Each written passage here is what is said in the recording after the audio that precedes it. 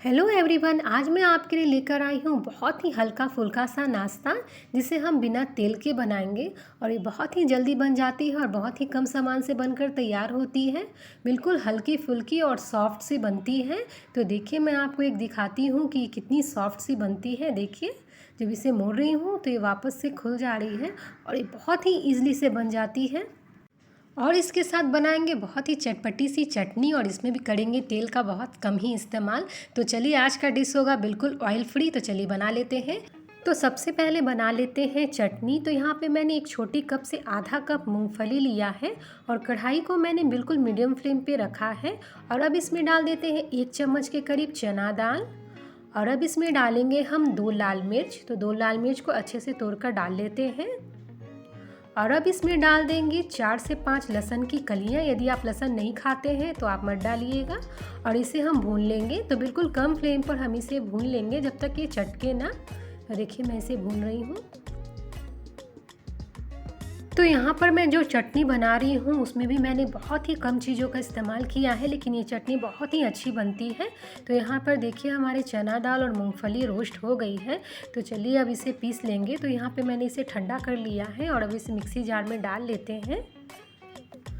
और अब इसमें थोड़ी सी इमली डाल देती हूँ। यदि आपके पास इमली नहीं है तो आप नींबू का भी इस्तेमाल कर सकते हैं। अब इसमें डाल देते हैं आधी चम्मच से थोड़ा सा ज़्यादा नमक मैं डाल रही हूँ। तो आप अपने टेस्ट के अकॉर्डिंग डाल लीजिएगा। तो इसमें थोड़ा थोड़ा पानी डालकर इसका पेस्ट तैयार कर लेते हैं। तो यहाँ पर देखिए, हमारी चटनी जो है वो बनकर तैयार हो गई है। तो बिल्कुल कम चीज़ों से हमने चटनी को बना लिया है। तो अब इसमें थोड़ा सा तड़का लगा देते हैं। तो यहाँ पे मैंने थोड़ी से तेल को गर्म की है और उसमें डाल दिया है काली वाली राई और थोड़े से कड़ी पत्ते। और तड़का भी तैयार हो गया। तो चलिए अब इसे चटनी में डाल देते हैं। तो देखिए, बिल्कुल थोड़ा सा तेल का मैंने इस्तेमाल किया है। तो अब इसे चटनी पर डाल देते हैं। तो चटनी हमने पहले बना ली है ताकि जब हम बनाएं अप्पम तो बिल्कुल गरम गरम उसे खा सकें। तो चलिए अब अप्पम बना लेते हैं। तो अप्पम बनाने के लिए सबसे पहले मैं यहाँ पे ले रही हूँ 1 कप सूजी। तो सूजी आप कैसा भी ले सकते हैं, मोटा या पतला, ठीक है। तो 1 कप हमने सूजी डाला है। तो उसी कप से आधा कप हम इसमें दही डाल लेते हैं। तो दही खट्टी नहीं होनी चाहिए। जैसे आपके पास घर का नॉर्मल दही है तो आप उसे भी इस्तेमाल कर सकते हैं।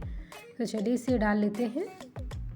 अब जिस कप से दही डाला था उसी कप से उतना ही पानी डाल लेते हैं। और अब इसमें डाल देते हैं 1 चम्मच के करीब नमक। और अब इसमें डाल देते हैं आधी छोटी चम्मच के करीब चीनी। तो सभी चीज़ों को हमने डाल लिया है और अब इसका फाइन सा पेस्ट यानी कि घोल बनाकर तैयार कर लेते हैं। चलिए बना लेते हैं। तो यहाँ पर देखिए, इसे अच्छा महीन मैंने पीस लिया है और इस तरीके का ये हो गया है। तो इसी तरीके का हमें चाहिए। अब बैटर को एक बॉल में डाल लेते हैं।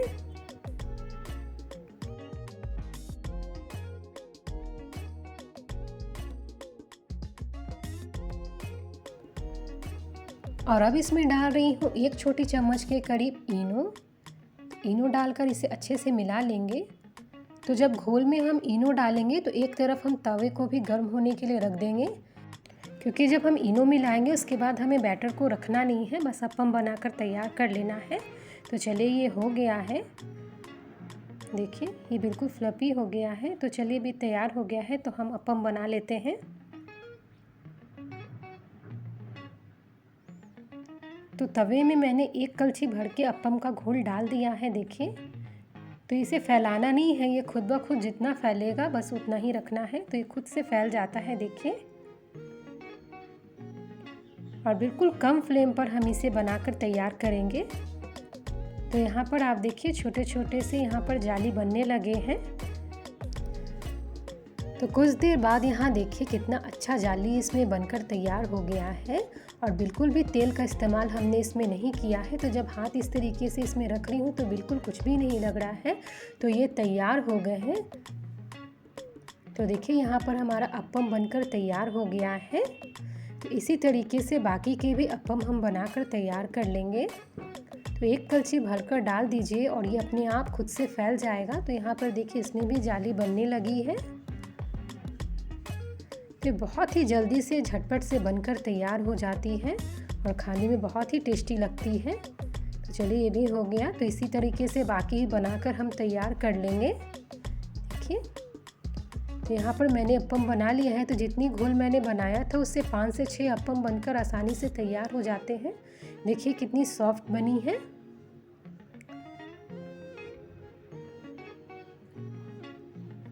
तो चलिए तैयार हो गई है। तो इसे कर लेते हैं सर्व। तो मैंने अप्पम को चटनी के साथ सर्व कर लिया है और ये बहुत ही टेस्टी बनी है। तो आप भी इसे ज़रूर ट्राई कीजिएगा। ये बहुत ही जल्दी से और आसानी से बनकर तैयार हो जाती है। तो फ्रेंड्स, आपको मेरी रेसिपी कैसी लगी?